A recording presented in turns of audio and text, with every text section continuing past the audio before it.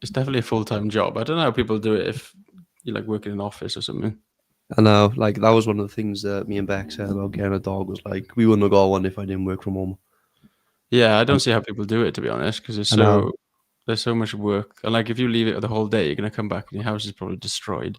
Yeah. Or you've created trained it, but then it's just been in a crate all day. It's just stuck inside Yeah. all day. Yeah. Yeah. Like my sister was working from home. She was working for, I can't remember what you call it. Public sectors or probably not public sector, is Okay. there? Like you know what I mean? Yeah. Like for Like the council hospitals. sort of thing. Yeah. Yeah, she was working for one of those as like a data analyst. Um, working from home, and they got a puppy, and now she's just got a new job working for Cardiff City Football Club. Oh, really? Yeah, she's bit of a career switch. I mean, she went to Yeah. university for psychology, and then she ended up in like data entry or data analysis, and now she's going to be like a safeguarding Oh, okay. advocate or something for Cardiff City. Oh, nice. Yeah, that is a great Which switch. obviously they want her in the office or in the stadium or wherever, but now so it's a little bit awkward because she doesn't work from home 24/7. Yeah, I think that's the thing, isn't it? I didn't. Yeah. I didn't realize how much work they take. To be fair, but it's a lot, isn't it? Yeah, Like absolutely. we got some comments on Instagram. What is Oh this? So God. it is a cybersecurity Q&A, but we are currently talking about dogs because I've recently got a puppy and Vaughn's had it. How long has you had your dog? About 2.5 years. She's Uh, 3 in February. oh, nice. So if anybody's got any puppy training tips, let me know. But you can also ask us cybersecurity questions as What well. is this? Yeah, It's it's a two live lads chatting Q&A shit. and ask us Got your Howard in cyber. the stream chat as well. Hello, mate. Hey Howard, I'll tell everyone on school that we've gone live as well. But yeah, how are things in the new job? Good, but good. I'm enjoying it. It's first day of the third week today. Finally got a majority of my access sorted. So I'm going to be getting stuck in now towards the end of this week, working some Defender incidents, some CrowdStrike incidents, which I've actually never touched before. I've never used CrowdStrike. So Yeah, that'll what be is interesting. what's the tool? Is it CrowdStrike Falcon or something? So with the aviation, how do I say this without saying too much? Oh yeah, you got to be careful. There's lots of tools in play. Oh, okay, nice. So we use Defender, we use CrowdStrike, which are two EDRs, which don't really make much sense, but we don't have a say in it. We also Yeah, I use was thinking that you don't. It's rare that you have two. yes. Is that related to because one of them went when CrowdStrike went down? Is that like a backup one or? I don't actually know. I've never asked, to be honest. Mm. Yeah, I don't know. Maybe I'll ask that tomorrow. But yeah, they got two for some reason, and blown a hoolie bear. And one of the things I was asking them yesterday or last week was, do we get a lot of duplicates? Because obviously we're monitoring the same shit with two EDRs. Yeah, so the both EDRs are on like the same Yeah, system. they're using them on the same endpoints and Okay. stuff. And that was one of my questions last week, and they said, yeah. So one of my things we're going to be looking into over the next couple of months is seeing if we can do some sort of correlation between incidents. So if you got like same device, same user, IPs, whatever, if we got two tickets, just trying to cross them over and close one of them out, or Okay, like that makes whichever the sense. second one is, close that out and link it, for example. Oh, nice. Yeah, that makes So sense. something at least. Oh, yeah. Howard says defense in depth. I mean, I don't think it was intentional, but I mean, you could definitely earmark it as that. Oh, we've got a question on your. I want to do a cybersecurity project, but then it goes any best GPT suggestions other than ChatGPT. So they're like separate questions, I guess. But it depends. To be honest, ChatGPT I've actually found being the best recently. I do have Grok as well, which is the one from X. But Vaughan, I know you like your AI tools. Is there any that you recommend? I mean, there's loads out there, right? It depends. A lot of times it comes down to easy use as well. Like, for example, I've got access to Google Gemini through my phone contract, so that might be something that you take into account. If you're talking about the best of the best, ChatGPT is definitely the best of the best, but there's loads you can use. As you mentioned, Grok, Claude, Perplexity, Google Gemini. There's so many, so really take your pick, I guess. It also depends on what you're using it for as well. Things like Claude is typically better at programming. A lot of people have found. So yeah, there's a lot of things to take into consideration, but I don't think you can go wrong with ChatGPT personally. Yeah, for sure. Oh, this is a good question. I am Geek 10. I'm working in IT help desk. What should I do now or in the future? So you've actually come to the right place because that's exactly what we specialize in. I am Geek. So what is your security knowledge at the moment? I'd be interested to know. Likely there's a lot of crossover. So maybe you don't know that you might be doing some cybersecurity tasks in your IT role. So that's something to think about. So if you think that you don't have any cybersecurity knowledge, you might do related on the role that you're doing at the moment. But if you don't, and I think a good place to start is definitely your CompTIA Security Plus. And then once you've done that, start to think about what jobs you're interested in. So of course, the one that is closest to the role that you're doing is cybersecurity analyst, and all the students that work with us who come from an IT background and work in IT help desk, they usually land the role of a cybersecurity analyst. And a recent YouTube video that I posted, we worked with somebody called Dens who was working in IT support, and he's gone into like a cybersecurity endpoint engineer role. There's another girl called Georgina. She had no IT background and went in the role as an information security analyst. So compared to Georgina, you're actually, I would say, a little bit ahead because you've got that IT experience. But yeah, I would definitely look into the role of a cybersecurity analyst. You can message me. I'll message you on here as well, and I can give you some information about what you need to learn as a cybersecurity analyst. But and we can have a chat about that for sure. But Vaughan, what would you recommend? Yeah, I mean, if you're working in IT and you want to make the transition over into SOC analyst, one thing you want to do is check out job descriptions for the role that you want to get, right? And see if you can marry up with the skills required for said role. So if the job description says you need to be able to use a SIEM and do instant triage, then you want to start doing some home projects to set up your own SIEM and take a play around and triage some incidents. I know there's a lot of online tools out there that you can also use to practice triaging incidents. We offer it in our mentorship, but also things like Security Blue Team Labs Online, or Blue Team Labs Online, I think it's called. They offer some interesting incident triage type scenarios to learn that sort of stuff as well. So yeah, take a look at job descriptions, kind of reverse engineer the skills needed, and that'd be a great place to start. Yeah, for sure. I'll reach out to you now via DM and we can have a chat because we actually do free strategy calls as well, where we build a plan for people who work in IT and we tailor it towards where you want to get to. So keep an eye out for that message. There's another good question in here actually from, let's unpin this one. Pin. So Vishal says, the recent NPM package supply chain attack, what is a good way to mitigate it? This is all you, AJ. I haven't really So touched this one. yeah, so what I've looked into for this is obviously the supply chain attack in relation to vulnerable dependencies or malicious dependencies being uploaded to, let's say, GitHub.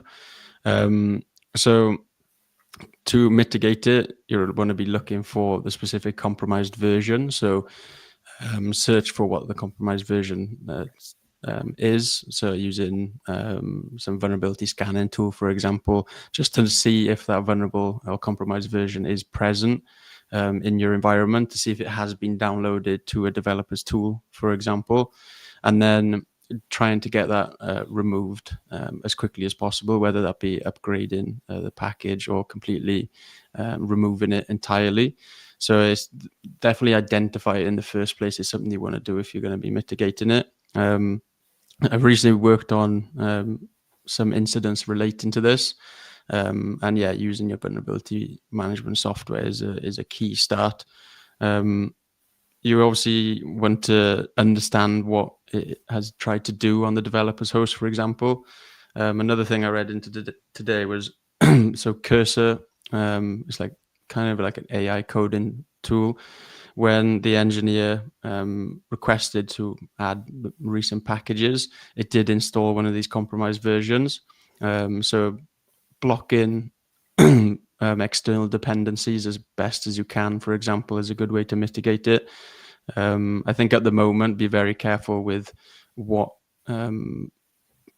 dependencies that you are installing, for example, because these supply chain attacks are rife at the moment. So that's definitely something to look into. But yeah, it's a really difficult one to mitigate. But I would say making sure that you are careful which dependencies you are installing. For example, don't just allow all external dependencies to be installed, for example. And if you're using tools like Cursor, then don't just allow it to install any package that you've got without being able to know what it's actually doing, because these supply chain attacks are very difficult to mitigate, but the key is identifying them and hopefully preventing the packages installed in the first place.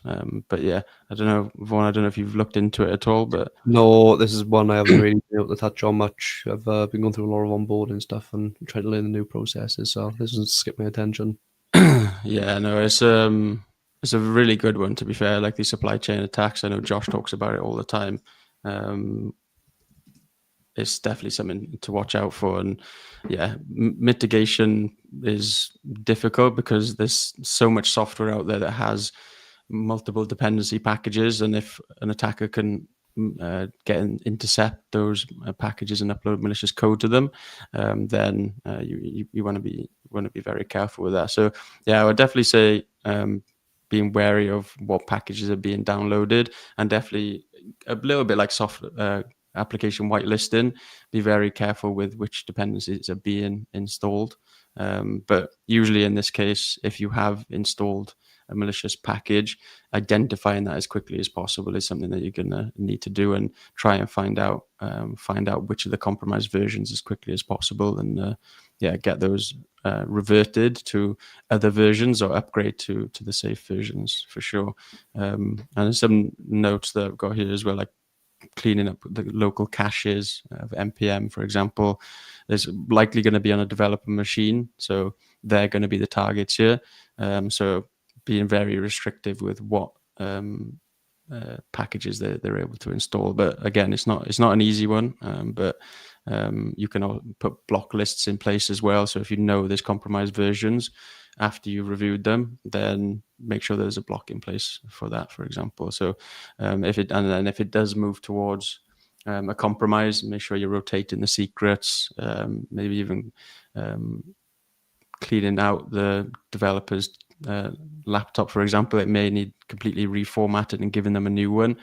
Obviously, these engineers and devs work on very sensitive projects, so you do have to be very careful with just allowing them to kind of go back to work without making sure that all of the artifacts have been cleaned up. But yeah, that's a very good question, actually. It's quite an interesting thing that I've been working on recently. I haven't been that close to it this time, but it's definitely been something that has been going on in my world. Let's see what else we got here then. I want to get into cybersecurity, and I've already booked my Security Plus, but I need a project to help me get hands-on experience. Ooh, this is a really interesting one.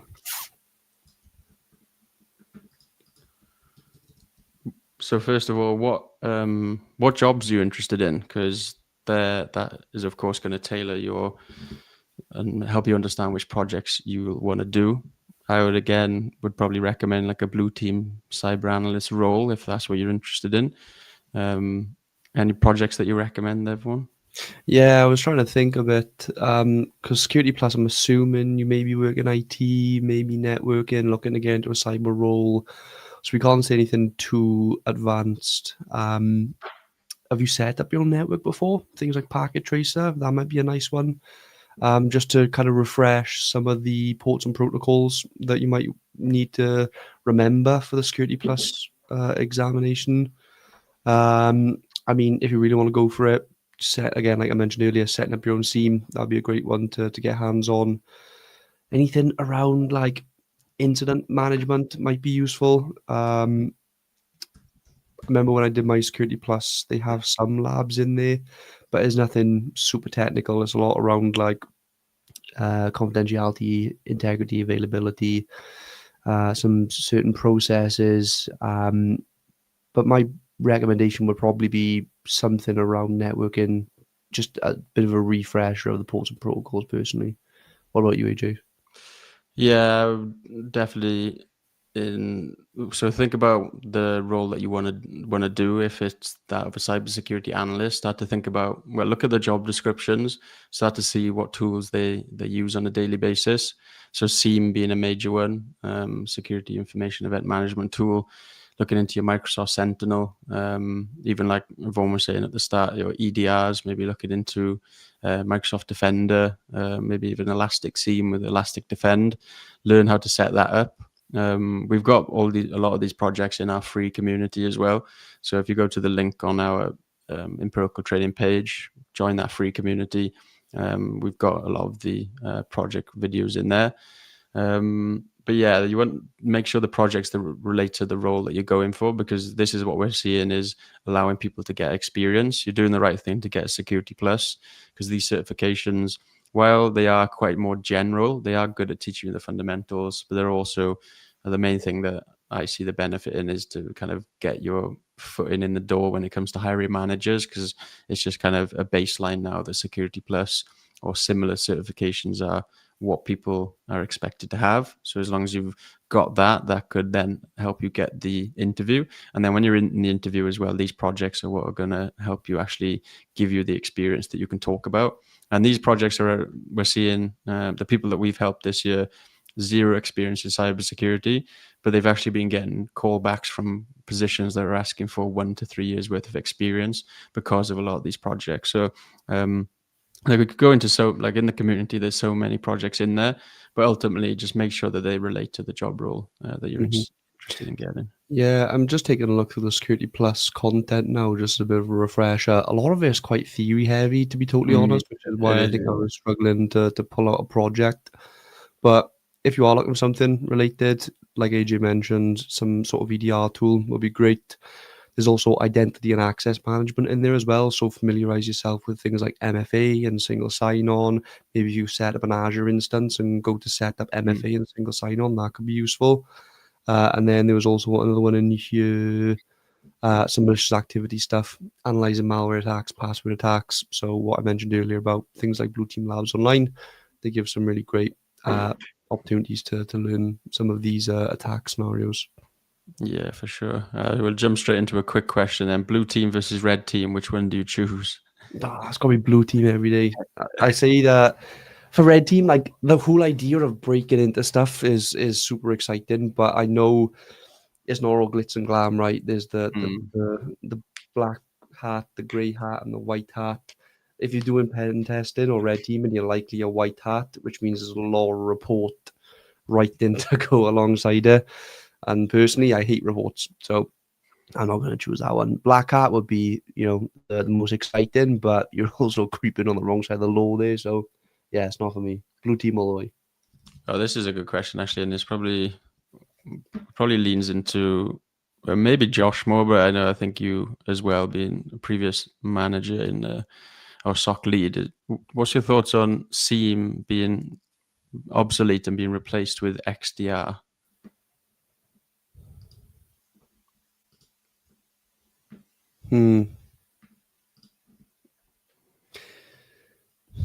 It's an interesting one. I mean, XDR, I'm assuming with this question you're talking about Defender's new unified integration, which is bringing the Microsoft Sentinel SIEM into Defender XDR. That's where I assume you're asking about this. I mean, you're going to need some sort of way to search the logs. XDR, you can't do that, but it's typically for endpoint solutions. Whereas if you want to pull in other data sources, think like a firewall or a DNS server or common security log, can you push it into XDR? Probably not. You probably can, but SIEM is kind of built for that purpose, right? So I don't think XDR is the end of SIEM, but it does raise some good questions. A lot of times you usually see XDR pushing back to a SIEM, but like I said with the Microsoft comment, I know they're trying to reverse that and push Microsoft Sentinel SIEM data into Defender. So yeah, it's definitely an interesting one. Yeah, I always find it funny with these like different tools. Like they usually just end up complementing each other, or they end up being like very similar tools anyway. Like Mhm. XDR, it does seem like what Vaughan said, is going to be more towards the endpoint, rather than like having the log sources, multiple log sources that you can search across and correlate across all the security logs. So yeah, I don't know. I don't have much experience with using an XDR, to be honest, but I feel like you're probably going to need both. And to be honest, the um, terms that you always get in cybersecurity, there's like EDR, XDR. It can get a little bit confusing, but I still see SIEM as something that we're going to continue using. I actually think I don't think SIEMs will get replaced, but I think what I'm seeing is that the front end of a SIEM, how you search the logs, is definitely moving towards the more AI driven tool set. So I think that is how SIEM will change. But again, it's not going to come obsolete. It's just going to be a better way to automate and search across different log sources. Mhm. So yeah, that's a good question though. I know Yeah, Josh great would definitely question. like that question. To be Yeah, fair, I'm just searching up online now. Apparently, Microsoft Sentinel SIEM is classed as an XDR, okay. um, which is quite confusing to me because, like I mentioned, Microsoft are actually trying to push people away from Microsoft Sentinel to use Defender as the unified platform and like the single pane of glass. So yeah, slightly confusing. Yeah, because this seems like what we've got here. SIEM is obviously where you collect everything and Yeah, collect all your logs, and it's got XDR is where you're spotting threats and auto contain. That just kind of sounds like EDR, but you're able to deploy it to different like cloud. yes, All kind of places. it's just EDR wrapped in SOAR pretty much. Okay, That's pretty much what it is. that makes sense. Anyway, good question. Yeah, very good question. Let's see what else we got. Have we got any on YouTube that people have asked?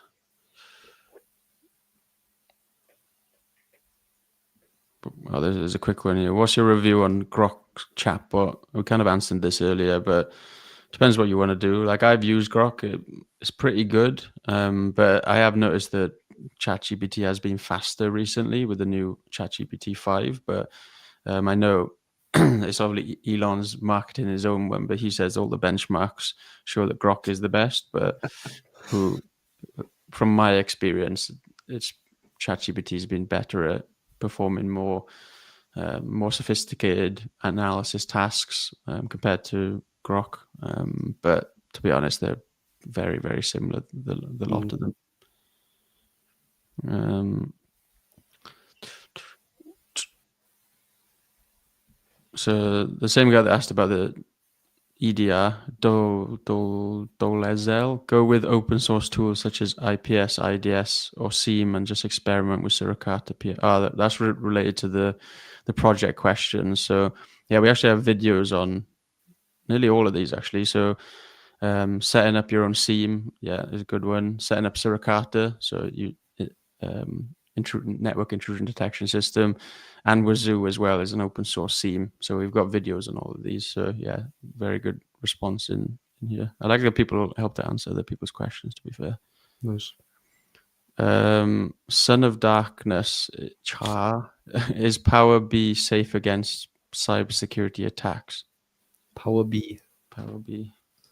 That's how you do it, to be honest. I think I've heard of it, but I don't. Microsoft Power B. Sign into Power BI? Power BI. Oh yeah, Is that what it's meant to be? yeah, that's what it And what is. was the question? Safe against cyber attacks. Yeah, probably not.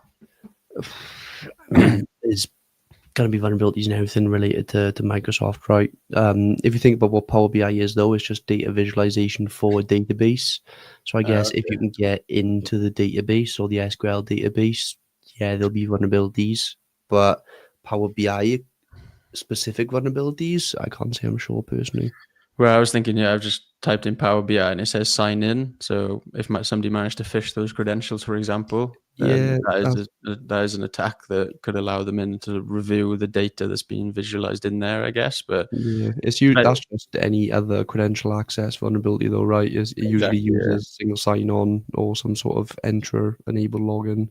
Yeah, I would say if is it safe against cybersecurity attacks? I'd just say no. Should always think that things aren't safe, and that comes to doing your threat modeling. But as Vaughan said, will it be attacked? Maybe, maybe not. It all depends on I guess, what data is in there. But if it's like sitting on the front end of a database, then yeah, it's probably more likely the database is what they're going to be after. Sorry, Guame, please, I missed your comment. Sorry, mate. Let me go back to it. You said, so if I want to switch careers, where do I start from? So you're going to need to let me know what you're doing at the moment for work, so that I can best recommend, or we can best recommend what you're doing. So you said, yeah, where do I start from if I want to switch from my current work? So it depends what you're doing, because maybe you can skip certain parts of the pathway. But if not, that you're not doing any technical role, probably want to start with your CompTIA Network Plus and Security Plus, maybe A Plus. All depends on what you're doing at the moment and how comfortable do you feel with tech in general, for example. Let us know these things, and yeah, we'll be able to better tailor it for you. So Sean, so many of them are telling you can't get an entry-level SOC or pen test job. You need to gain experience for that. It's more of a statement. So I actually think, I don't know, Vaughan, if you agree that entry-level, I think people should stop trying to aim for entry-level cybersecurity jobs. Cybersecurity isn't really an entry-level domain anyway. But like the people that we've helped, they've been getting responses from job descriptions asking for 1 to 3 years worth of experience, and what they've said, the students that we've worked with, is just apply, even though you don't have some of the credentials, because you can gain that experience with home projects. And like the more entry level roles, maybe there's not as many available, but cybersecurity isn't particularly entry level, or certain roles aren't particularly entry level anyway. Penetration testing, I think, is much harder to get in without experience. I think the more blue teamer roles are slightly easier, but you want to like shift your mindset towards putting yourself in a position where you come across as a higher than entry level candidate, because they're the people that I believe companies want to hire. But I don't know what you think, Vaughan. Yeah, you definitely hit the nail on the head. I also think that people should probably stop trying to go straight for entry-level pen testing positions. As AJ mentioned, you're going to need much more of a thorough understanding about computer systems to get an entry-level pen testing role compared to an entry-level SOC analyst role, for example. So your time horizons or your timelines to get both roles, like I'm not sure back and forth where I am, but if it takes you this long to get a SOC analyst role, it's going to take you this long to get an entry-level pen testing role, just because you need so much more of a foundation to actually get that. So definitely stick with Blue Team at first, and then you can also learn on the job then as well, and look to make that transition over into the pen testing role from a SOC analyst role. Yeah, definitely. That's great advice, that is. So Dozel, just going back to the just XDR stuff, he's just saying, yes, you can push logs into most XDR solutions, sometimes via API, can automate response. That's why some people are getting rid of SIEM. Yeah, I guess all companies will do it differently, to be fair. If they see, I know what people are seeing with SIEMs these days, especially ones like Splunk, that they're keeping people into very expensive contracts. So I know that's why a lot of companies are trying to move away and find other, maybe more kind of modern cloud-based SIEMs to reduce costs. And yeah, it does sound very much like he is talking about Microsoft Sentinel, As or the similar, XDR or as the SIEM. as the XDR combining with the SIEM, because I feel like that's a lot of companies are moving from stuff like Splunk into cloud-based SIEMs like Sentinel. Yeah, makes a lot of sense. Even things like Alien Vault, for example, they're so legacy in a way. They'll never have some of this XDR functionality. So if those sort of legacy SIEMs are the ones you're talking about, then yeah, I completely agree. This is a really good question. Just tech. Can you briefly tell us about how about threat intelligence, and how is it possible to integrate into a SIEM? Oh, great question. So there's a lot of online sources you can pull from. Different threat intelligence platforms have a lot of free open source CTI, cyber threat intelligence. Alien Vault, what's it called? OST, I think. They have free lists of IOCs, but you can grab these via API. I think they're actually called something to do with Taxi. You can pull them via API pretty much and push them into your SIEM. Then as long as you have a detection, built that can correlate the IOCs with said log data coming in, you've just integrated threat intelligence into your SIEM. Yeah, for sure. I think just to answer the first part of the question, if you didn't know about threat intelligence, basically what you're doing is using open source information to try and understand the latest attacker techniques, and then using that information, searching across log sources across a customer's network to try and identify some of the latest threats. So the main thing is to try and stay up to date with the threats that are usually in our industry. So let's say that we're in the healthcare industry, for example, we'll want to know and stay up to date with how hackers are maybe hacking into Windows PCs in the healthcare industry, and threat intelligence allows us to stay up to date with that. And yeah, what Vaughan said there about the threat intelligence feeds, a really good one is the MISP project. So they've got, I believe, some different feeds in there. I believe, yeah, it's got your sharing of cybersecurity indicators.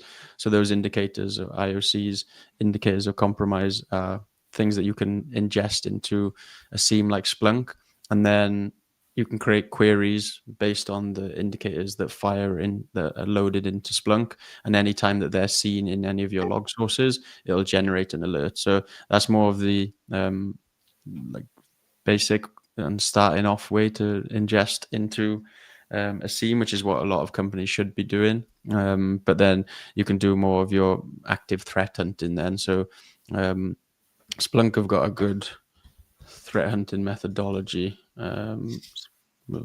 What's it called? Splunk threat hunting methodology. And this again starts with threat intelligence. So you go and get your, what they call it is the hypothesis. It's called the peak framework. So a Splunk peak framework for threat hunting. So what you're going to be doing is gathering your intelligence, which is going to be your hypothesis for what you're going to be hunting for. So like I said, maybe there's a certain way that attackers are gaining persistence on a Windows machine. You're then going to be searching across, say, your Windows event logs, for example, to try and understand if that persistence mechanism has been used. And what you're doing there then is turning threat intelligence into active threat hunting. And it sounds a lot more complicated than it is. When you get your head around it, it is usually just grabbing information from one source and searching across the logs that you've got. You can go into a lot more detail than that, but there's also the way that Vaughan mentioned as well, where you're ingesting threat feeds, which is something that all companies should be doing as well. But that was a great question. I hope that answered it. Anyway, if there's anything we missed, let us know.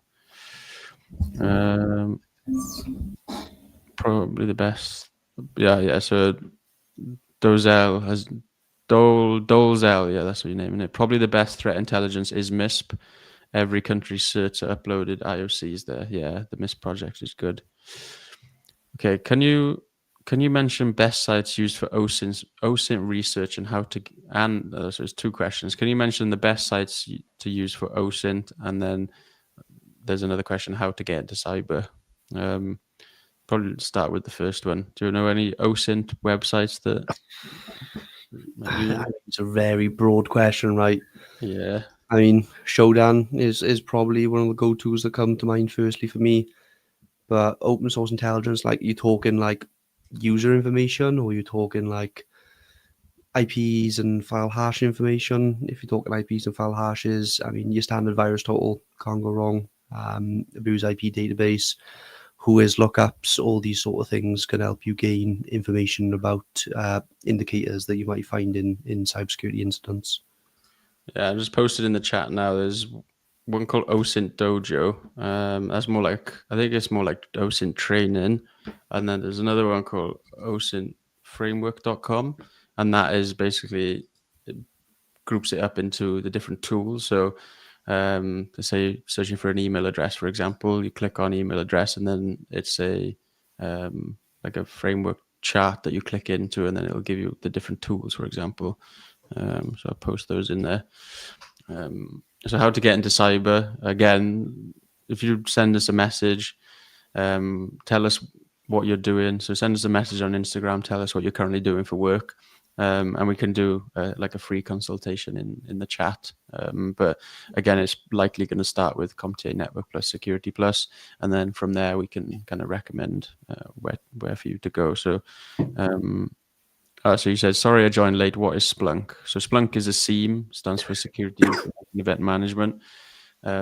It's just a tool where logs from network devices are ingested into or sent to, and then you have queries or rules that will look for malicious activity in those logs. What else have we got? That was great, thanks. Just Tech, no problem at all. Again, we've got a free cybersecurity community as well, so if you want to chat more about anything really, go to the link on our page. It's completely free. And we can chat more about threat intelligence or anything like that. How do I? So at the bottom again. So how do I get into cybersecurity? We've answered this quite a few times, but Ibra, again, what are you up to at the moment? What's your work? How comfortable are you with tech? Start with your CompTIA Network Plus. Do your Security Plus. Pick a job role, so understand which job that you're interested in getting into. Learn the projects related to that role, learn the theory related to that role, and then just be consistent with applying for jobs. There's obviously a bit more that goes into each section, but if you do want to learn more, send us a DM. We can have a chat more about it. But the pathway is quite a simple pathway, but it does just takes time. That's all.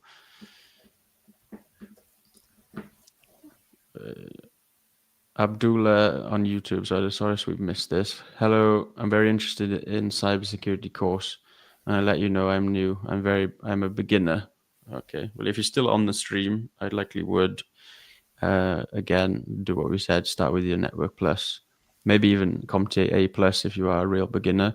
But yeah, they're probably the places I would stay.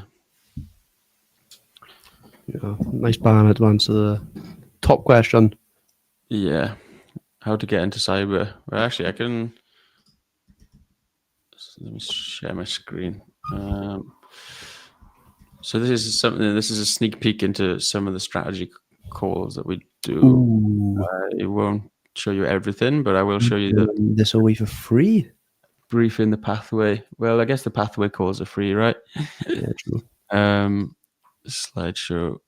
Where's that gone? Share screen. Entire screen. This one. Can you see it? Yep. Lovely. So yeah. So this is the pathway. Obviously, our strategy calls, we tailor this to exactly what you need to learn.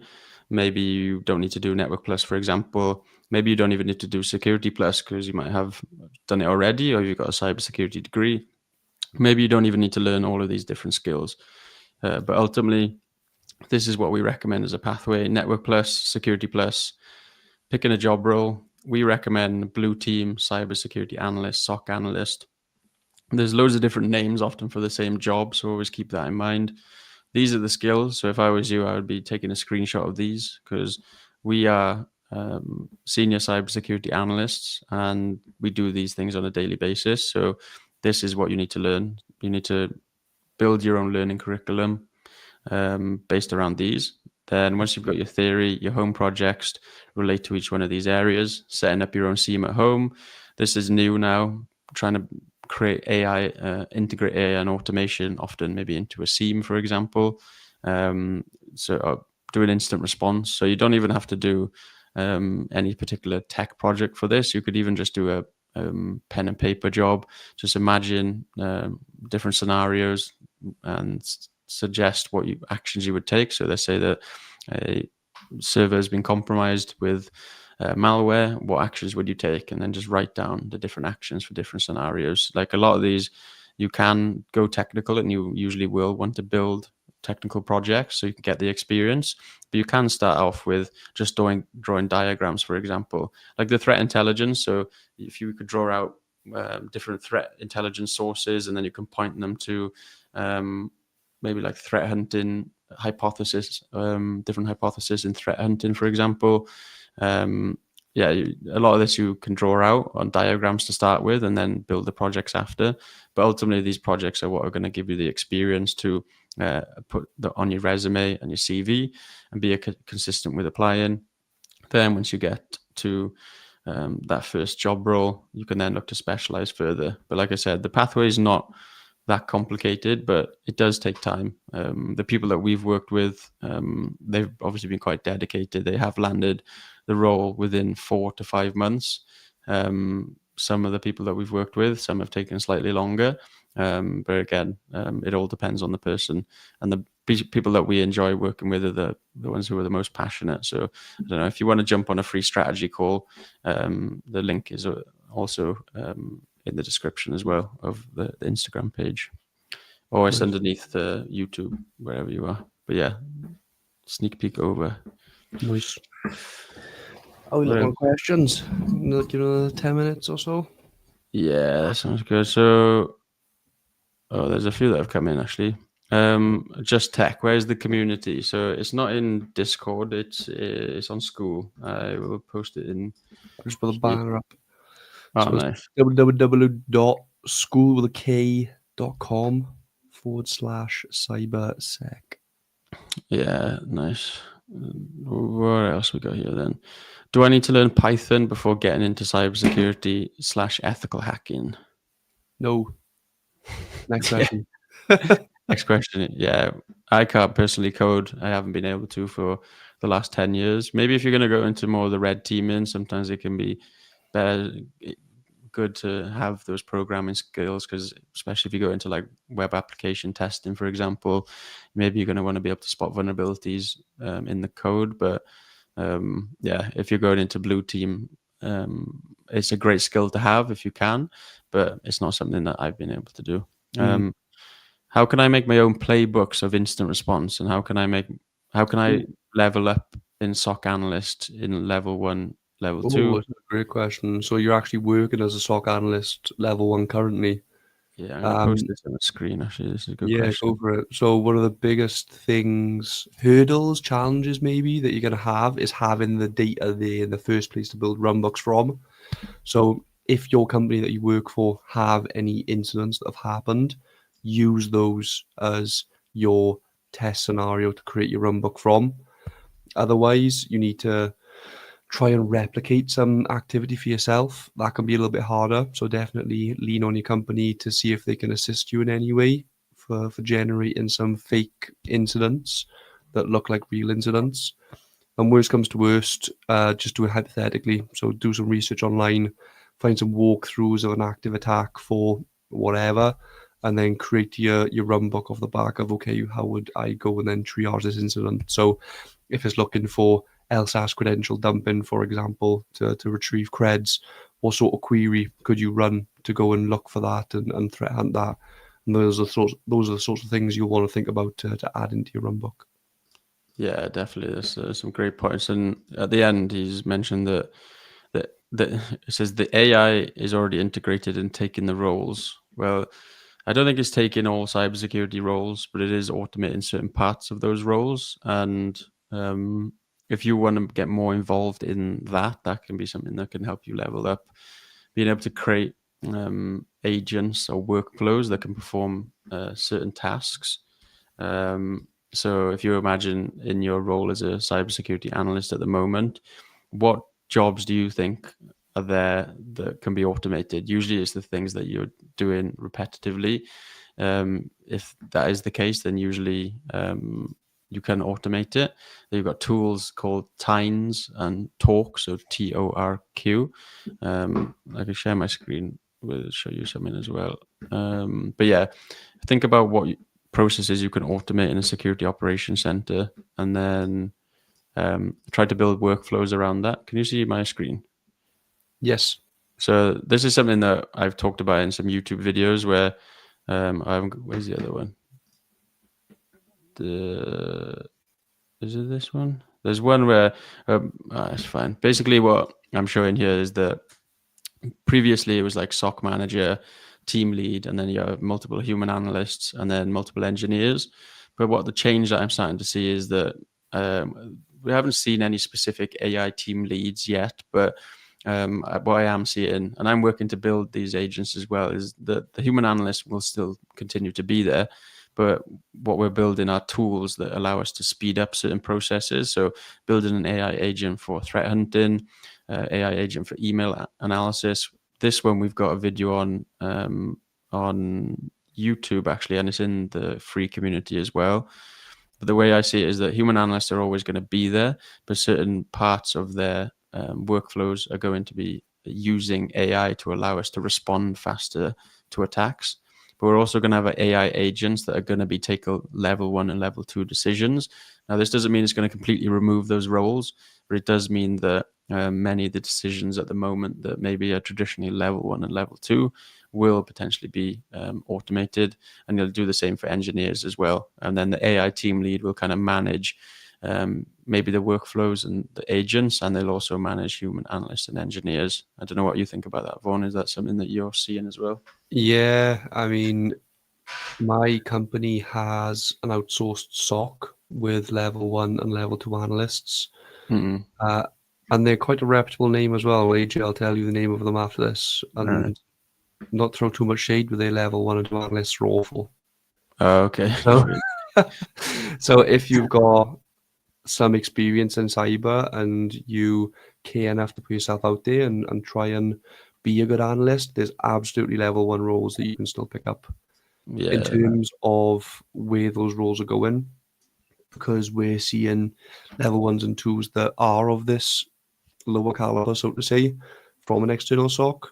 My company's also talking about maybe starting our own level 1 and 2 analysts inside our SOC, which ultimately will end up moving towards those roles being automated as well, because we've just brought in a new automation team. So Nice. don't be disheartened thinking all the roles are gone. They're not. People are still hiring for them and still planning to hire for them. It's about positioning yourself at the front of the wave.